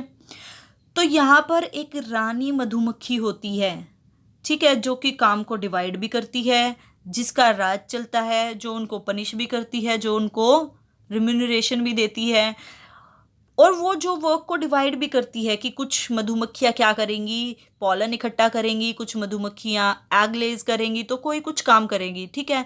तो बट चलती इनकी है यहाँ पर डायरेक्शन। तो इसी तरह से ब्यूरोक्रेसी में क्या होता है, एक मैनेजमेंट होती है, एक एडमिनिस्ट्रेशन में टॉप का एक बंदा होता है जिसकी चलती है, जो डायरेक्शन प्रोवाइड भी करता है। रूल रेगुलेशन भी स्ट्रिक्ट होते हैं, जैसे एक राजा किसी को भी पनिश कर सकता है, इसी तरह से ब्यूरोक्रेसी में बहुत ही स्ट्रिक्ट होते हैं, ठीक है। नेक्स्ट बात करें ह्यूमन रिलेशन अप्रोच की, तो ये एल्टन मायो क्या है, जो कि ह्यूमन रिसोर्स स्कूल्स के फादर कहे जाते हैं। इवैल्यूएशन की बात की है इन्होंने 2 तरीके से, यानी कि एट्रीब्यूट्स और साइकोलॉजिकल रिलेशंस को इन्होंने सोशल मैन, जो हॉथरॉन एक्सपेरिमेंट है उसके बारे में बात की जाती है। अगर आपने नोट किया हो तो बहुत बार आपको यहाँ से देखने को मिलता है सोशल मैन और जो हॉथरॉन एक्सपेरिमेंट होता है, और इधर मिलेगा आपको मायो या एल्टन लिखा हुआ। तो मैच द कॉलम में आता है ये क्वेश्चन, बहुत बार पूछा गया है। तो जब भी बात आए ह्यूमन रिलेशन अप्रोच की तो एल्टन मायर को याद रखना, ये एचआर स्कूल की जो हैं फादर भी हैं ये, और इन्होंने 4 मेन कंसेप्ट दिए। ह्यूमन रिलेशन अप्रोच बताई है, non economic award, social man और organisation as a social system. इन 4 बातों के बारे में, 4 मूवमेंट्स के बारे में इन्होंने बात की है। ठीक है, उसके बाद नेक्स्ट आता है हमारा OD यानी कि ऑर्गेनाइजेशनल डेवलपमेंट, जो कि ओवरऑल सभी चीज़ों को कवर करता है। प्लान चेंज है हमारा, एनकम्पासिस द होल ऑर्गेनाइजेशन, जो भी प्रॉब्लम आती है ऑर्गेनाइजेशन में उसको कैसे सोल्व किया जाता है, ग्रुप का प्रोसेस कैसे चलता है, किस तरह से वर्क को मैनेज किया जाता है, किस तरह से टीम को बिल्ड किया जाता है, ठीक है, किस तरह से कोलैबोरेटिव मैनेजमेंट चलाई जाती है। तो ये सब किस में आता है, ऑर्गेनाइजेशनल डेवलपमेंट में, कि एक ऑर्गेनाइजेशन को किस तरह से डेवलप किया जाए। ठीक है, तो उसके लिए कुछ अप्रोचेस हमारे सामने आती हैं लीडरशिप की, जैसे कि ट्रेट। हम साइकोलॉजी में पढ़ चुके हैं ट्रेट थ्योरी, यानी कि ट्रेट का मतलब क्या होता है, पर्सनैलिटी में कुछ होता है पहले से ही जो जन्म पे ही हमें मिलता है। ठीक है, कोई ना कोई ऐसी चीज़ें होती हैं, कहा जाता है कि अगर कहें तो ग्रेट लीडर की अगर थ्योरी की बात करें तो क्या कहा जाता है, वो इनहेरेंट होती है। कहते हैं कि जो ग्रेट लीडर है, ठीक है, उसको बनाया नहीं जाता, वो तो क्या होता है, पैदा होता है। तो इस तरह से इनहेरेंट जो ट्रेट्स होती हैं उनकी बात करता है। तो ये लीडरशिप में अलग अलग अप्रोचेस यूज होती है कि किस तरह से पर्सनैलिटी है, किस तरह की पर्सनैलिटी यूज करता है एक जो पर्टिकुलर लीडर है। लीडर एक्चुअल में होता क्या है, एक ऐसा person who has the ability to influence the others, जो दूसरों को इन्फ्लुएंस कर दे। आर यू गेटिंग मी, जो दूसरों को क्या कर दे, इन्फ्लुएंस कर दे। इन्फ्लुएंस करने की पावर जो रखता है ऐसा पर्सन ही लीडर होता है। ठीक है, तो उसकी क्या होती है, बहुत सारे गोल्स होते हैं, बहुत सारे फैक्टर्स होते हैं, ऑर्गेनाइजेशन में अलग अलग एनवायरनमेंट होता है। तो किस लीडरशिप स्टाइल में अलग अलग तरह के ट्रेड्स होते हैं, अलग अलग तरह की ट्रांसफॉर्मेशनल ये अप्रोचेज हैं कि लीडर में क्या क्या होता है। ट्रांसफॉर्मेशनल यानी कि रिलेशनशिप की अगर जो बात करें लीडर, अगर ट्रांजेक्शनल की बात करें तो मैक्स वेबर यानी कि ब्यूरोक्रेसी को याद रखना, यानी कि जो रूल रेगुलेशन को ज़्यादा फॉलो करता हो, वैल्यू बेस्ड जो कोर वैल्यूज़ को मानता हो, कल्चरल जो डायनामिक हो, सिचुएशन के अकॉर्डिंग, सोसाइटी के अकॉर्डिंग अपने आप को चेंज करे, साइको डायनामिक जो डील करे इमोशनली डिस्टर्ब इंडिविजुअल से, इमोशनली अटैच हो जाए। ठीक है, और जब बात करें करिश्मेटिक की तो यहाँ पर बात आती है करिश्मे की, करिश्माई, जादुई, सुना है आपने, यानी कि अगर बोलें तो परफेक्ट मैन, जहाँ हमें दिखे कि इस पर्सनैलिटी में या इस लीडर में कहीं पर कोई भी कमी नहीं है, करिश्माई नेतृत्व है इसका, आकर्षक बहुत ही है, यानी कि उसमें सेल्फ मॉनिटरिंग भी है, सेल्फ इम्प्रूवमेंट का भी स्कोप रखता है, उसकी लिसनिंग स्किल्स भी अच्छी हैं, उसकी कम्युनिकेशन स्किल्स भी अच्छी हैं, मैच्योरिटी भी अच्छी है, उसमें कॉन्फिडेंस लेवल भी अच्छा है। ठीक है, तो ये सब जब क्वालिटी होती हैं तो हम क्या बात करते हैं, कैरिस्मेटिक पर्सनालिटी की, लीडरशिप की। अब यहाँ पर बहुत ही इंपॉर्टेंट मॉडल आता है हमारा, मॉडल ऑफ लीडरशिप। तो मॉडल ऑफ लीडरशिप में हम पहले बात करते हैं Blake and Mouton managerial grid के बारे में, जहाँ पर बात की जाती है 5 लीडरशिप स्टाइल निकल कर आते हैं हमारे सामने और 4 क्या आती हैं, लीडरशिप बिहेवियर सामने आते हैं। सो अब हम कवर करते हैं इसको। इम्प्रोवाइज्ड मैनेजमेंट क्या होती है, 1-1, यानी कि यहाँ पर इम्प्रूवमेंट की ज़रूरत है, ना तो जो है लीडर है वो टास्क फोकस्ड है और ना ही रिलेशन फोकस्ड है। ठीक है, यहाँ हम बात कर रहे हैं, फिर से मैं आपको याद दिलाती हूँ लीडर के बारे में। टास्क मैनेजमेंट में क्या है कि वो 9-1, यानी कि वो क्या है, ऑर्गेनाइजेशन में वर्क जो है वो तो उसका बिलीव है कि एफिशिएंसी किस तरह से आ सकती है लोगों के साथ रिलेशनशिप से, बट प्रोडक्शन क्या है उसने कम कर दिया है। मिडल ऑफ रोड की दोनों को मैनेज करके चलता है, बैलेंस करने की कोशिश करता है। कंट्री क्लब में क्या होता है, 1 और 9 का कॉम्बिनेशन होता है, सबसे बेस्ट कॉम्बिनेशन होता है 9-9 का, जो कि टीम मैनेजमेंट, यानी कि जहाँ पर जो है हाई रिलेशनशिप होता है और हाई क्या होता है, टास्क होता है। तो यहाँ पर आप देख सकते हैं हाई टास्क और हाई रिलेशनशिप, दोनों चीज हाई है तो टीम लीडर की बात की जाती है। तो हाई टास्क तो हाई है, बट लीडर वो क्या है, लो है। रिलेशनशिप तो अथॉरिटेरियन की बात की जाती है, वो किस तरह के स्टाइल को यूज़ करता है, अथॉरिटेरियन। यानी कि कंट्री क्लब की जब बात की जाती है तो टास्क में लो होता है बट रिलेशन बहुत अच्छे रखता है लोगों के साथ, तो कंट्री क्लब जो है मॉडल लीडरशिप यूज़ की जाती है। उसके बाद जब लो टास्क होता है और क्या है, लो रिलेशन हो, इम्प्रूवमेंट की ज़रूरत है। यहाँ पर इम्प्रोवाइज्ड जो स्टाइल होता है वो यूज़ किया जाता है। नेक्स्ट है फिडलर कॉन्टिजेंसी मॉडल में याद रखना सिचुएशनल स्टाइल। देखिए सिचुएशंस की बात यहाँ नहीं की गई है, यहाँ पर फिक्स हमें बता दिया गया है, यहाँ कोई सिचुएशन नहीं है, फिक्स है। अगर ऐसा है तो ये है लीडर, ऐसा है तो ये है, ठीक है। बट यहाँ पर क्या है, सिचुएशनल स्टाइल की बात की गई है और रिलेशन की बात की जाती है, कंफ्यूज मत होना। नेक्स्ट में सिचुएशनल डिमांड की बात की गई है, उस जबकि उससे अगले में सिचुएशन को ही क्या बना दिया गया है, स्टाइल बना दिया गया है। तो यहाँ पर ध्यान रखना ये सिचुएशनल स्टाइल को डिनोट करता है, यानी कि लीडरशिप जो स्टाइल है और सिचुएशनल जो वेरिएबल्स आते हैं उनके दोनों के बीच के रिलेशनशिप को क्या कहा जाता है, कॉन्टिजेंसी मॉडल कहा जाता है, ठीक है। लीस्ट प्रेफर्ड जो कोवर्कर स्केल है वो भी इन्होंने ही इंट्रोड्यूस कराया था। 1 to 9 के नंबरिंग दे दी जाती है कि नेगेटिव होगा या पॉजिटिव होगा। जो जितना नेगेटिव होता है, यानी कि रिलेशन जिसके जितने ज़्यादा नेगेटिव होते हैं वो उतना ही टास्क ओरिएंटेड जो लीडर होता है, ठीक है।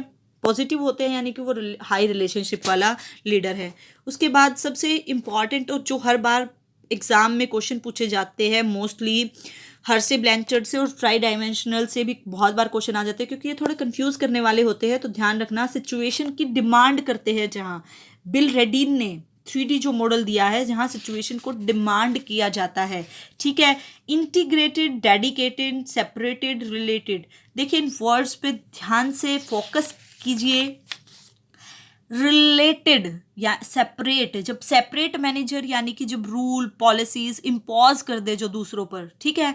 रिलेटेड मैनेजर यानी कि जो लाइक करे दूसरों के साथ काम करना। See an organisation as a social system, अपने ऑर्गेनाइजेशन को एक सोशल सिस्टम की तरह देखे और एक साथ काम करे। डेडिकेटेड मैनेजर होगा जो कि टास्क ओरिएंटेड होगा, सिर्फ कंसर्न करेगा प्रोडक्शन पे, ठीक है। इंटीग्रेटेड मैनेजर होगा जो सबॉर्डिनेट्स के साथ मिक्स होगा और फैसिलिटेट भी करेगा, टू वे कम्युनिकेशन भी यूज करेगा, ठीक है। और एक team work, strong team work को बिल्ड करेगा।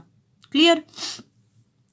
उसके बाद हर्से और ब्लैंचर्ड मॉडल में बहुत कुछ सीखने को है, जानने को है, जहाँ से बहुत बच्चे कंफ्यूज भी हो जाते हैं।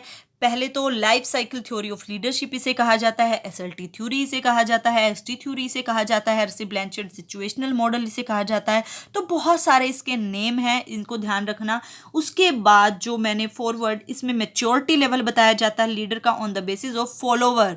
अब यहाँ ध्यान रखना, जब हम ये डायग्राम करेंगे ना तो ये यहाँ पर हम किसको देखेंगे, एक फॉलोवर को देखेंगे, उसके अकॉर्डिंग किस तरह से रिएक्ट करेगा, किस तरह से जो है वो परफॉर्मेंस परफॉर्म करेगा एक लीडर की परफॉर्मेंस यहाँ पर बेस्ड है फॉलोवर पे। ध्यान रखना इस स्टाइल में। तो जो हर्से और ब्लैंचर्ड मॉडल है इसके अकॉर्डिंग अगर हम बात करें, एक सिंपल लैंग्वेज में अगर आपको बताएं तो टास्क बिहेवियर होता है, रिलेशनशिप बिहेवियर होता है, सेम वही होता है कि प्रोडक्शन के लिए और रिलेशन के लिए। यहाँ पर मैच्योरिटी लेवल बताया गया है M1, जो कि जहाँ पर लो एबिलिटी और लो विलिंगनेस होती है। तो कंफ्यूज ना हो, सामने जो लिखा है वहां से पढ़ते हैं। देखिए अनएबल एंड अनविलिंग, ध्यान से देखिएगा। जब उसे करना नहीं आता और वो करना भी नहीं चाहता, उसे आता भी नहीं है, उसे करना भी नहीं है, ठीक है। अब आपको कंसेप्ट्स क्लियर भी नहीं है और आप क्लियर करना भी नहीं चाहते हैं, तो थर्ड यानी आपका रिजल्ट कैसे आएगा, सोच सकते हैं कभी? नहीं। या तो आप किसी प्रेशर से पढ़ रहे हैं, तब भी आप में एबिलिटी होनी चाहिए, विलिंगनेस नहीं है तो वो आएगी धीरे धीरे जब आप करेंगे। तो किसी तरह ना किसी तरह हम प्रेशर से पढ़ा सकते हैं आपको, ठीक है। या फिर आप में विलिंगनेस तो है बट आप इतने इंटेलिजेंट नहीं है या इतनी ज़्यादा एबिलिटी नहीं है, ये सोच रहे हैं तो बहुत गलत है, क्योंकि ऐसा कुछ नहीं होता। जब आप में विलिंगनेस आ गई ना तो एबिलिटी ऑटोमेटिकली आएगी, डेफिनेटली आएगी, ठीक है। तो बहुत अच्छा कॉम्बिनेशन क्या होता है, जब आप में विलिंगनेस होती है और एबिलिटी भी होती है, ठीक है। बट यहाँ पर जब एक, फिर से कह रही हूं मैं, लीडर की बात नहीं हो रही है, फॉलोवर की बात हो रही है, इसीलिए इन क्वेश्चंस में कंफ्यूजन होता है जब हम इनको अटेम्प्ट करते हैं। ध्यान से देखिएगा, जब कोई फॉलोवर अनएबल भी है और अनविलिंग भी है, तो इस केस में क्या होगा, एक लीडर को क्या करना पड़ेगा, हाई टास्क ओरिएंटेड होना पड़ेगा।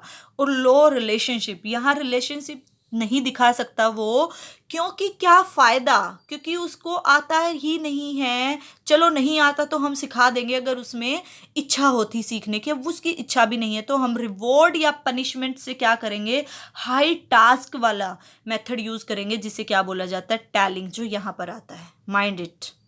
ठीक है, उसके बाद इसमें क्या किया जाता है, टेलिंग में अगर मेथड्स पूछ लिए जाएं, इंस्ट्रक्शंस दिए जाते हैं, डायरेक्शन प्रोवाइड की जाती हैं, ऑटोक्रेटिक होता है एक लीडर, यानी कि कौन सा स्टाइल यूज किया जाता है, autocratic. Is it clear? Next देखिए, अनेबल,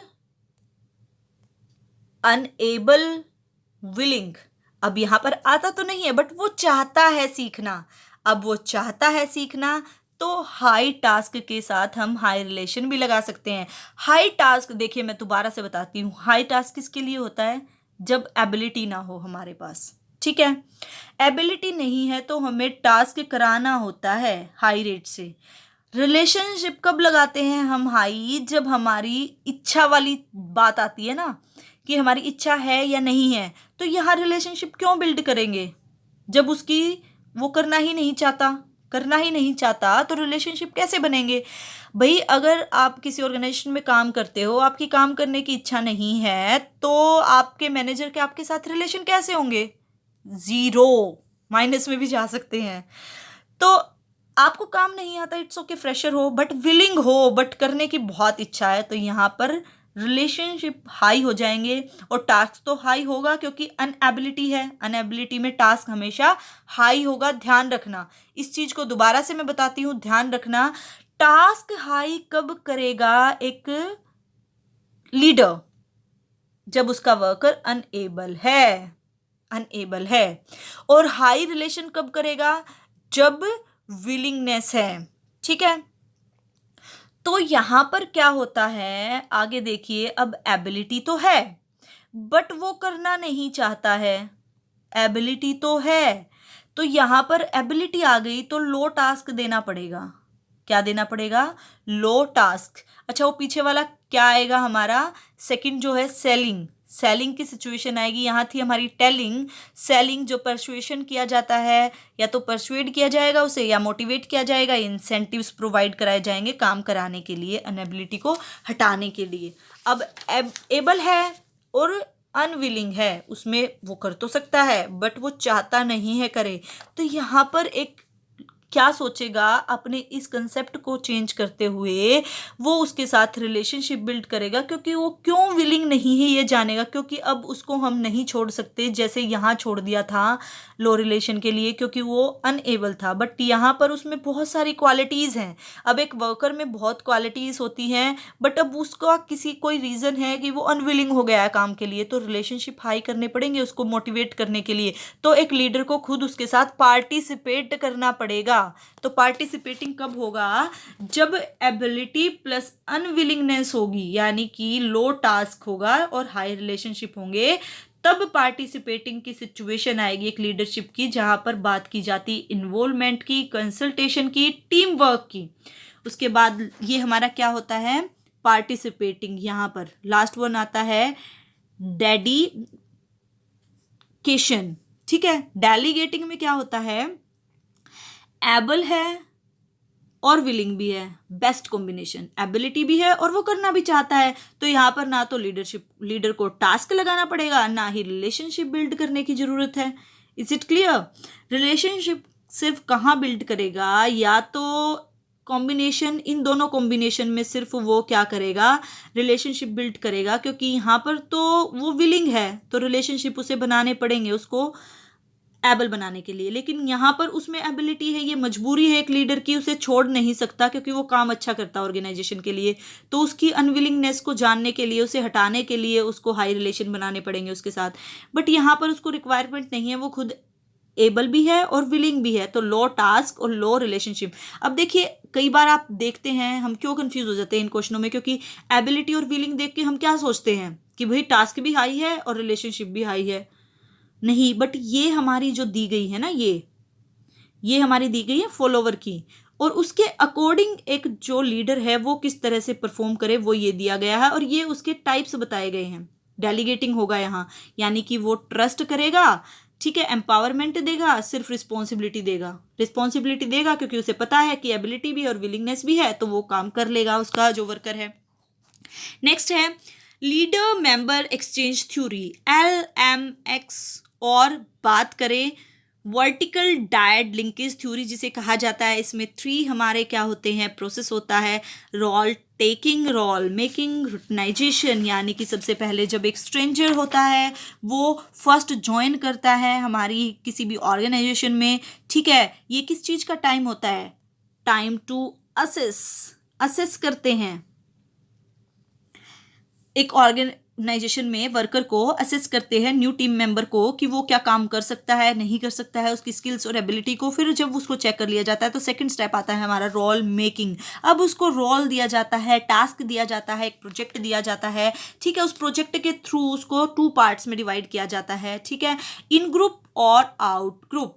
उसको 2 पार्ट्स में डिवाइड किया जाता है, इन ग्रुप या आउट ग्रुप। इन ग्रुप जिसमें वो बहुत सारे इंसेंटिव्स मिलते हैं, यानी कि मैनेजर अपने अंडर रखता है। आउट ग्रुप जो उस ग्रुप से बाहर रखता है, जिसको सारी इन्फॉर्मेशन नहीं दी जाती है, जो रिस्ट्रिक्टेड ग्रुप होता है, ठीक है, अनचैलेंजिंग ग्रुप होता है। जो कि रूटिनाइजेशन में क्या आता है, अब यहाँ पर ग्रुप जो है, एक टीम मेंबर जो हैं वो वर्क करना शुरू कर देते हैं, बहुत हार्ड वर्क करते हैं मेंटेन करने के लिए एक ओपिनियन को, कि जो उनका मैनेजर का उनके ऊपर ओपिनियन है ना, कि वो उन्होंने उनको इन ग्रुप में किया है।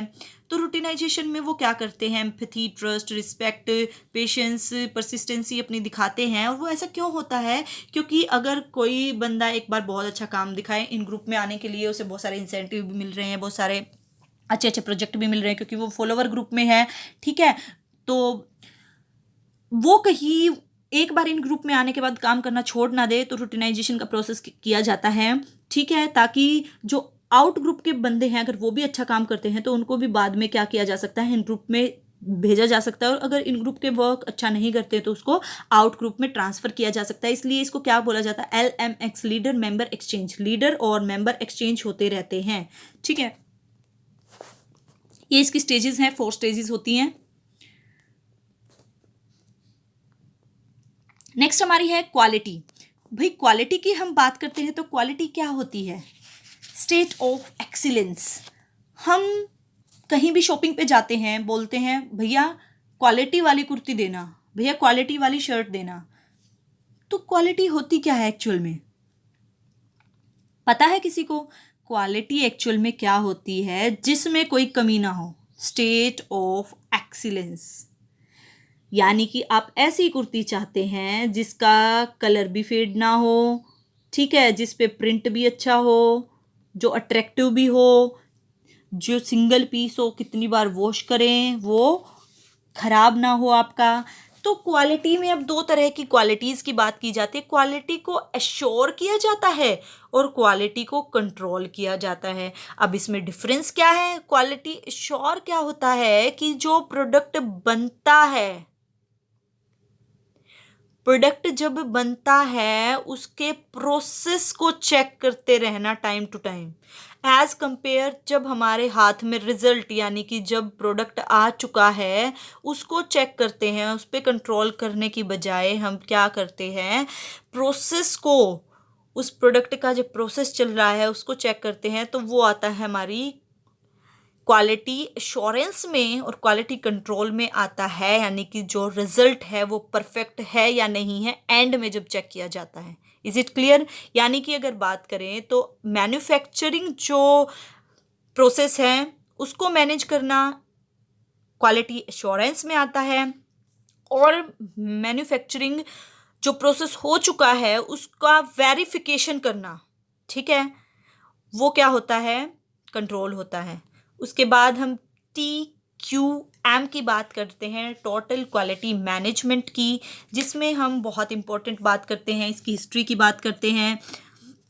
टोटल क्वालिटी मैनेजमेंट में क्या आ जाता है कि हम टोटली, सबसे पहले तो ये सोचें जब भी हम क्वालिटी की बात करें तो जापानीज़ को याद रखना, क्योंकि ये जापानीज़ स्टाइल होता है। आपको पता होगा जब वर्ल्ड वॉर हुई थी उसके बाद जापानीज़ की कंडीशन बहुत ख़राब हो गई थी, और आज आप देख सकते हैं कि जापान में कितनी सारी जो है टेक्नोलॉजी आ चुकी है, वो कितने आगे बढ़ चुके हैं, कितनी कितनी नई चीज़ों को इनोवेट कर चुके हैं।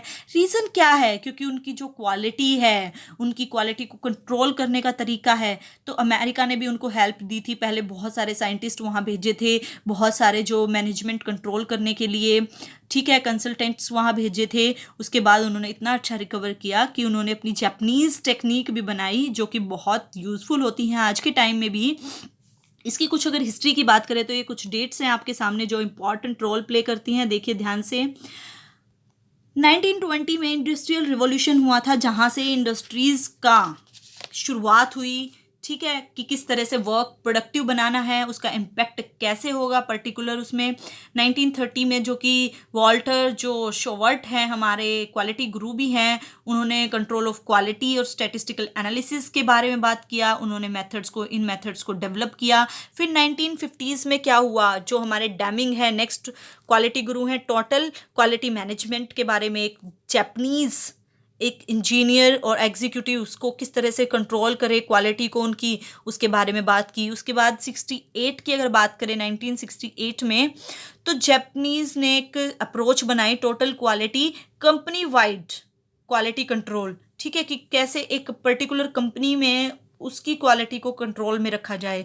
उसके बाद अगर हम आज की बात करें तो बहुत ही TQM बहुत बड़े लेवल पे यूज़ होती है, एक फ़िलॉसफी बन चुकी है बड़ी, जो कि सिस्टमेटिक अप्रोच बन चुकी है ऑर्गेनाइजेशन की क्वालिटी को मैनेज करने के लिए, ठीक है। तो एक्चुअली TQM क्या होता है? एक क्वालिटी सर्कल होता है जिसमें बहुत सारे ग्रुप भी इंक्लूड होते हैं, बहुत सारे मेंबर्स इंक्लूड होते हैं, जो रेगुलर बेसिस पे डिस्कस करते हैं प्रॉब्लम्स को, उनका सॉल्यूशन ढूंढते हैं, कोऑपरेट करते हैं, चीज़ों को मैनेज करते हैं, इम्प्लीमेंट करते हैं और फिर उनका सॉल्यूशन निकालते हैं और पर्टिकुलर अपने एम तक पहुंचते हैं और प्रोडक्ट को सेल करते हैं। तो क्या मिलता है?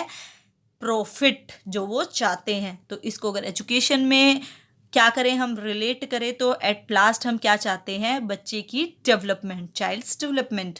उसके बाद इन्हीं से रिलेटेड हमारे बहुत सारे अलग अलग जो है जापानीज़ टेक्निक्स आई, तो उससे रिलेटेड है हमारी 6 सिग्मा, जिसको कि क्यों यूज़ किया जाता है? नीड और डिमांड को ध्यान में रखते हुए क्वालिटी को, प्रोडक्ट की जो क्वालिटी है उसको इम्प्रूव करने के लिए 6 सिग्मा लगाया जाता है, जो कि मोटोरोला के थ्रू जो हुआ था, इंट्रोड्यूस हुआ था 1980s में, इसकी शुरुआत हुई थी मोटोरोला के थ्रू। जैसे टीचर क्या होता है? एक एम्प्लॉय माना जाता है। 6 सिग्मा की अगर हम एजुकेशन में बात करें तो कस्टमर होते हैं, जैसे हमारे पेरेंट्स जो कि पे करते हैं, बेचारे फ़ी देते हैं अपने वर्ड्स के लिए, ठीक है। तो वो क्या एक्सपेक्ट करते हैं कि क्वालिटी एजुकेशन मिले उनके वार्ड को, उनके बच्चे को, ठीक है। तो किस टेक्निक से? तो bye improving the teaching techniques को यूज़ करते हुए, मेथडोलॉजी को यूज़ करते हुए एक टीचर क्या कर सकता है? Help in increasing the performance level of their students, अपने स्टूडेंट्स की परफॉर्मेंस लेवल को बढ़ा सकता है ना। इसी तरीके से क्या होता है? 6 सिग्मा होता है एजुकेशन में, इसीलिए इसको इंक्लूड किया गया है कि जो क्वालिटी है प्रोडक्ट की उसको इम्प्रोवाइज्ड किया जा सके, उसको इम्प्रूव किया जा सके। उसके बाद 3 क्वालिटी गुरुज के बारे में हम बात करते हैं। वॉल्टर शेवर्ट, जिसे शूहार्ट भी कहा जाता है, उनका निकनेम क्या है? शूहार्ट, ठीक है। उनको फादर बोला जाता है स्टैटिस्टिकल क्वालिटी कंट्रोल का। इन्होंने बहुत सारे लेक्चर दिए क्वालिटी कंट्रोल पे, अप्लाइड स्टैटिस्टिक पे, लंदन यूनिवर्सिटी में। इन्होंने बुक लिखी economic control of quality of manufactured product की क्वालिटी को कंट्रोल किस तरह से किया जाए। अच्छा, PDSA साइकिल दी है इन्होंने। अब 2 साइकिल्स की बात की जाती है, एक डैमिंग ने भी साइकिल दी है, PDCA साइकिल। अब कैसे ध्यान रखेंगे इन दोनों चीज़ों को? ध्यान रखना S, तो S सिर्फ S का चेंज है, ये देखिए यहाँ PDCA PDSA, तो S से याद रखना शेरावत। यहाँ एडवर्ड डेमिंग में तो कहीं S आता ही नहीं है। तो जो S वाला साइकिल है PDSA, तो ये किसकी थी? हमारी साइकिल थी वॉल्टर शेरावट की, जिसका निकनेम क्या था? शूहार्ट इन्हें बोला जाता था, ठीक है। क्वालिटी कंट्रोल के लिए इन्होंने बहुत सारे इनोवेशंस की। उसके बाद एडवर्ड जो डेमिंग हैं हायर क्वालिटी के लिए जाने जाते हैं, जो हायर लीड करते हैं प्रोडक्टिविटी को। इन्होंने बहुत अच्छी अच्छी बुक्स लिखी हैं, जो कुछ नेम मैंने यहाँ मेंशन कर दिए हैं। इन्होंने 7 डिजीज़ के बारे में बात किया है और इन्होंने फ्रेमवर्क तैयार किया है कि किस तरह से क्वालिटी और प्रोडक्टिविटी को इम्प्रूव किया जा सकता है। देखिए दोबारा ध्यान से सुनिएगा, यहाँ ऊपर जो है शेरोट थे, जो इन्होंने क्या किया है क्वालिटी को किस तरह से कंट्रोल करें, ठीक है, किस तरह से स्टैटिस्टिक है उसको अप्लाई करें उन चीज़ों के लिए।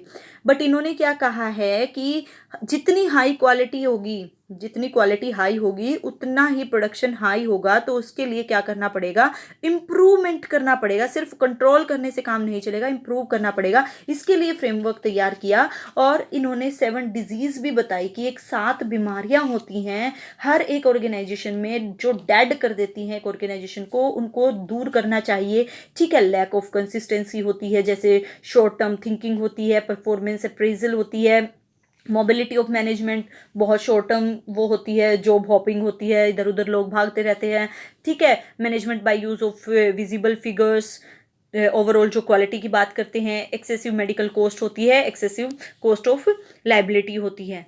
तो कुछ ये होते हैं, कुछ डेमिंग ने 14 प्रिंसिपल्स पॉइंट्स के बारे में बात की हैं। तो हमारे इन्होंने क्या दिया है, फ्रेमवर्क और साइकिल प्रोवाइड की है, PTCA साइकिल इन्होंने दी है। CK प्रहलाद ये बहुत डेडिकेटेड टीचर थे, जैसा कि मैंने आपको स्टार्टिंग में बताया, dream big and act big, ये यही बात कहते थे। ये कहते थे, इन्होंने एडवाइस दी थी कि क्रिएट करो अपने खुद की मार्केट को। कैसे नहीं जीत सकते एक ऑर्गेनाइजेशन के लिए, अगर आप डेडली तरीके से और बहुत डेडिकेशन के साथ काम करेंगे तो आप अपनी मार्केट खुद तैयार कर सकते हैं, आप अपनी मार्केट बना सकते हैं। अब 10 टीचर अगर पढ़ाते हैं बट आपको अगर किसी एक का समझ आ रहा है, इट मीन्स उसमें कुछ तो है। देखो नॉलेज सबके पास होती है but how to express that particular knowledge, that's matter. हमने क्या क्या पढ़ा है, ठीक है, बहुत कुछ पढ़ा है आज तक, हमने सब कुछ याद नहीं रहता, बट एक और दो ऐसी टीचर होती हैं हमारी लाइफ में जो हमें लाइफ टाइम याद रहती हैं। तो इसी तरह से हमारी क्वालिटी की बात की जाती है। तो प्रहलाद जी क्या कहते हैं कि इस तरह से चीज़ों को क्रिएट करो कि आपकी खुद की मार्केट तैयार हो, डेवलप करो अपनी नॉलेज को, ठीक है, सेट करो अपने लिए हाईएस्ट एथिकल स्टैंडर्ड। जैसे अगर मैं आपको कहूँ कि सेट करो आपके लिए एक एथिकल हाईएस्ट स्टैंडर्ड सेट कर दो कि मुझे GRF करना है, ठीक है, और उसको करने के लिए एक्ट बिग, बिग एक्ट भी करना पड़ेगा, ठीक है। उसके लिए आप मेहनत करो, हार्ड वर्क करो, तो क्वालिटी ऑटोमेटिकली अपने आप आएगी। इन्होंने ज़्यादा क्वालिटी पे, देखो क्वालिटी इन्होंने इंप्रूव कराई है बट दूसरे तरीके से, ठीक है, कि वर्क को बेकार ही मत होने दो, क्वालिटी अपने आप आएगी। अब बहुत सारे बच्चे होते हैं बोलते हैं क्वालिटेटिव मैटर पढ़ना हमने, क्वांटिटी तो हमारे पास बहुत है क्योंकि इनफ बुक होती हैं, बहुत सारा स्टडी मटेरियल होता है हम लोगों के पास, बट कितना पढ़े, कहाँ से पढ़ें, इस कंफ्यूजन में एग्जाम बिल्कुल पास आ जाता है। तो क्वालिटी देखो मैटर करती है, हर जगह मैटर करती है, पढ़ने में भी, पहनने में भी, हर चीज़ में क्वालिटी मैटर करती है। इवन अगर हम सब्जी खरीदते हैं वो भी क्वालिटेटिव है या नहीं है, हम देखते हैं सड़ी गली हुई तो नहीं है, ठीक है। तो हर जगह क्वालिटी मैटर करती है। तो CK प्रहलाद की थोड़ी फिलॉसफी अलग थी। ये कहते थे अपने आप को चेंज करो, अपने आप को डेडिकेट कर दो, जिस ऑर्गेनाइजेशन में जहां भी आप वर्क कर रहे हैं उस जगह ऐसी ऐसी जान लगा दो कि उसको आप कर दो। ड्रीम बड़े रखो अपने और बड़े बड़े काम करते रहो, उसके लिए बहुत मेहनत लगेगी बट रिजल्ट भी बहुत बड़े मिलेंगे आप लोगों को, ठीक है। ये हमारे CK प्रहलाद कहते थे। होप आपको तीनों जो क्वालिटी गुरुज हैं उनकी नॉलेज हो गई है किसने क्या कहा है।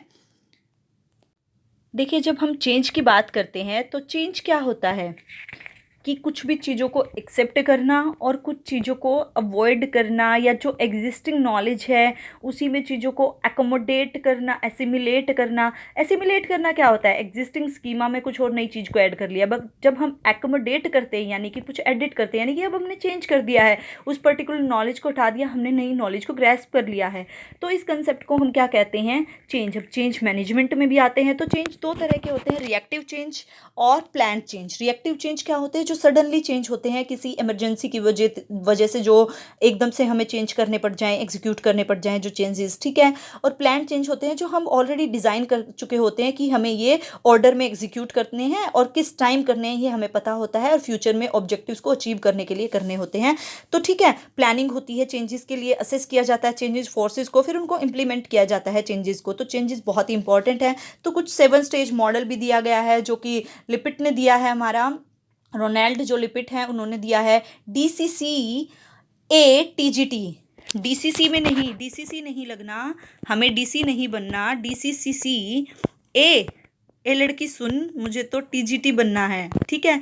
तो इस तरह से उन्होंने स्टेप्स दिए हैं, डेवलपिंग नीड, फिर change relationship, clarification, alternative routes, transformation, generalisation, terminal relationship. ठीक है, इस तरह से उन्होंने ट्रांजेक्शनल और ट्रांसफॉर्मेशनल फैक्टर्स, कुछ लेन देन की बात की है कि इस तरह से जो प्रोसेस चलता है, चेंजेस आते हैं, चेंजेस किस तरह से होते हैं। तो यहाँ पर हम बात करते हैं 3 स्टेज मॉडल की, अनफ्रीजिंग, जहाँ पर एक बच्चा क्या होता है, रेडी होता है, ठीक है, अपने आउट ऑफ कंफर्ट जोन की जब बात करते हैं, जो मैंने आपको स्टार्टिंग में भी एग्जांपल दिया था आइसक्रीम वाला, कि यहाँ पर क्या करना पड़ता है, पहले माइंड को अनफ्रीज करना होता है, जो पुराने जो ख्यालात होते हैं उनको निकालना होता है। ठीक है, उसके बाद कुछ चेंजेस होते हैं, उसको चेंज करना होता है। जैसे मैंने लास्ट वीडियो में एग्जांपल भी लिया था कि सपोज करो हम जो अब स्मार्ट ऐप यूज़ करते हैं होमवर्क भेजने के लिए स्कूल में, तो पहले टीचर्स को नहीं पता था। बहुत सारे टीचर्स जब उनको पता चला होगा कि स्मार्ट ऐप पे वर्क भेजना है, तो बहुत सारों ने तो 50% एग्री हो गए होंगे, 50% ने क्या कहा होगा कि नहीं, ऐसा नहीं हो सकता, बहुत को यूज़ करना नहीं आता होगा, बहुतों के पास जो एंड्रॉयड फ़ोन नहीं होगा। तो कुछ रीज़न ये होगा कि वो कहेंगे कि ऐसा क्यों है, जब हम होमवर्क डायरी में भी लिखवाते हैं, पीटीसी भी जाती है हमारी, मैसेज के थ्रू भी पहुंच जाता है, तो स्मार्ट ऐप की क्या रिक्वायरमेंट है इतने फालतू में टाइम वेस्ट करने की। तो बहुत सारे अपने अपने व्यूज़ होते हैं, इंडिविजुअल डिफरेंसेस होते हैं। तो ये 50% का, बट क्या करें, चेंज तो लेकर आना है क्योंकि टाइम की डिमांड है। तो इन 50 को क्या करना पड़ेगा, पहले इनके माइंड को अनफ्रीज करना पड़ेगा। जो ऑलरेडी एग्जिस्टिंग इनकी जो नॉलेज है ना, या जो आइडिया है, उनको चेंज करना पड़ेगा। फिर ये चेंज को क्या करेंगी, एक्सेप्ट करेंगे। फिर यहाँ पर जब वो रेडी हो जाएंगे, उसके बाद वो चेंज कर पाएंगे। हम चेंज के भी यहाँ 3 स्टेप्स होते हैं। ठीक है, कि वो चेंज हो गया है, फिर उन्होंने उसको अपना लिया, धीरे धीरे वो उसको अब यूज़ करने लग गए हैं। ठीक है, उसमें कोई प्रॉब्लम फेस नहीं करते हैं। रीफ्रीजिंग में क्या होता है, अब उस चीज़ को जो हम चेंज कर चुके हैं उसको बिल्कुल फिक्स कर देते हैं कि अब आपको कंटिन्यू इसी को करना है। इक्विलिब्रियम बन जाता है, एक बैलेंस बन जाता है पिछली सारी सिचुएशंस में। JIT होता है जस्ट इन टाइम, एक जैपनीज बहुत ही अच्छी टेक्निक है। हैंड टू माउथ अप्रोच है, एलिमिनेशन ऑफ वेस्ट, वेस्ट को एलिमिनेट किया जाता है इसमें। ठीक है, जो भी चीज़ वैल्यू को ऐड नहीं करती ना, उसे उसी समय निकाल दिया जाए। JIT बोलता है कि जस्ट इन टाइम क्या कहता है कि इसी टाइम जो होगा अभी होगा, फ्यूचर में नहीं। तो इन्होंने इनका ये याद रखना, word of the day I M, I square M square. तो यहाँ पर हम किस चीज़ की बात, यानी कि ओवर प्रोडक्शन से बचें, वेस्टेज ऑफ वेटिंग से बचें, मूवमेंट, वेस्ट ऑफ इन्वेंट्रीज से बचें, वेस्ट ऑफ मोशन से बचें, वेस्ट ऑफ मेकिंग डिफेक्ट से बचें, वेस्ट ऑफ प्रोसेस इटसेल्फ। ठीक है, तो I2 यानी कि inventory itself, M2 motion and movement, word of the day is WOD। ठीक है, यानी कि wastage of waiting, O means over production and D means, D से क्या है, डिफेक्ट्स। इन चीज़ों से हम कैसे बच सकते हैं, ये बात करता है हमारा JIT। तो JIT का मतलब क्या है, ओवर प्रोडक्शन ना करें, ओवर प्रोडक्शन ना करें, किसी चीज़ को वेटिंग ना कराएं। ठीक है, तो यहाँ पर इन चीज़ों को एक्सप्लेन करने के लिए अगर मैं आपको कहूँ, आप सुबह उठते ही क्या बोलिए अपने आप को कि मैं कर सकता हूँ, I am the best. Word of the day, देखिए हमें शो ऑफ नहीं करना है, आपको किसी और को नहीं कहना है। कोई अब बच्चा ये भी सोच रहा होगा क्यों बोले हम कि आई एम द बेस्ट। ठीक है, आप मानिए मत, वैसे तो मानना चाहिए अपने आप को बेस्ट। ठीक है, क्योंकि अपने आप में आप बेस्ट हैं। आप सोचते हैं दूसरा मेरे से बेस्ट है, होगा, क्या वो आपका काम करके जाता है? आपका काम आप खुद करते हैं, तो अपने लिए तो आप ही बेस्ट हैं। चाहे आप काम अच्छा करते हैं चाहे गंदा करते हैं, आपका काम खुद ही करते हैं आप। तो इस हिसाब से आप क्या हुए, अपने खुद के बेस्ट हुए। तो वर्ड ऑफ द डे आपका क्या होना चाहिए, WOD। Word of the day क्या होना चाहिए आपका, I am the best. I am और आई एम पे प्रेशर डालना है, तो आई और एम दोनों को स्क्वेयर करना है, यानी 2 टाइम।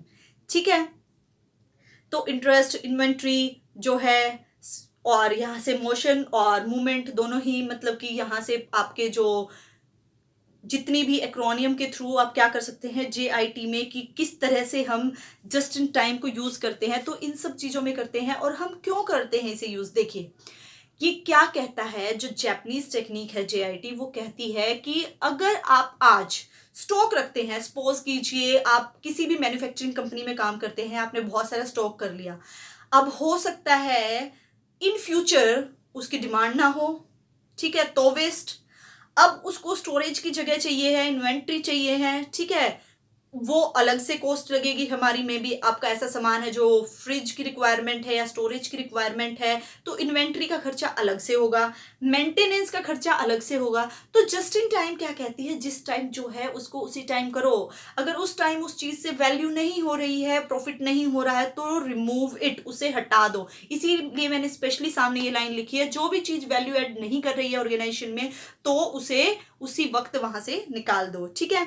तो उसके बाद बात की जाती है पोकायोका की, जो कि एक चाइनीज वर्ड है, एक जापानीज बहुत अच्छी टेक्निक है पोकायोका, जो कि अगर हम बात करें तो एक्सीडेंट को प्रिवेंट करने के लिए यूज की जाती है during the process of the manufacturing का जो प्रोसेस होता है उस समय भाई कोई भी डिफेक्ट निकल सकता है, तो पोकायोकी यूज किया जाता है कि डिफेक्ट्स ना हो, जीरो डिफेक्ट हो, तो उसको प्रिवेंट करने के लिए पोकायोकी यूज किया जाता है। तो होप आपको जो ये हमारी यूनिट है अच्छे से क्लियर हुई होगी, सब कुछ अच्छे से समझ आया 9th यूनिट से। होप आज की वीडियो के आप बाद बिल्कुल भी नहीं डरेंगे। कोई भी वीडियो आपको देखनी है तो आज मैं ये नहीं कहूंगी कि कमेंट करना, उसको एक्सप्लेन करेंगे, डिस्कस करेंगे उस टॉपिक को, नहीं, क्योंकि हर एक टॉपिक डिटेल्ड में ऑलरेडी इसी चैनल पे है, आप जाके फाइंड आउट कर सकते हैं। अगर किसी को लिंक नहीं मिलता है तो कमेंट कर सकते हैं, तो उस पर्टिकुलर वीडियो का लिंक मैं वहां आपके कमेंट में रिप्लाई कर दूंगी।